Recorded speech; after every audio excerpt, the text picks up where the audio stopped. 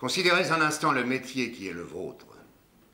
Déjà, l'on murmurait que le grand D'Artagnan avait accepté le rôle de geôlier. Passons là-dessus, puisque M. Colbert me juge à ce point redoutable qu'il me fait garder par 50 mousquetaires. Mais présentement, l'intention ne peut être que de surprendre nos conversations.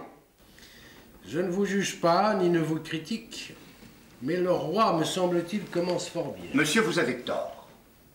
Je me suis jugé et critiqué moi-même, devant le roi, quand il m'a nommé dans son conseil d'en haut.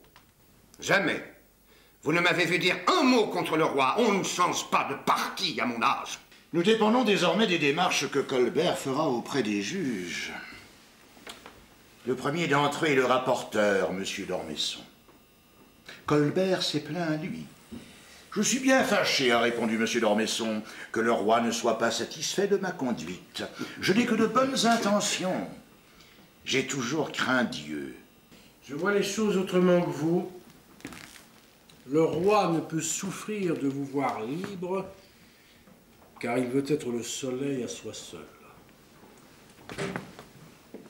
Votre opinion n'est pas politique, mais elle est juste.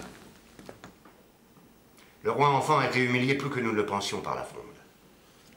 Quand il a grandi et qu'il a été en âge de régner, il a été bridé par monsieur le cardinal et par la reine-mère. Maintenant qu'il règne, il ne veut pas d'un surintendant pour limiter ses dépenses. Après tout, je n'ai pas envie, moi non plus, de connaître la fin de l'histoire.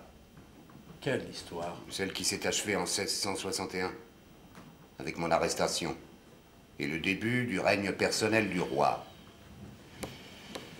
Le monde entre dans son âge de raison.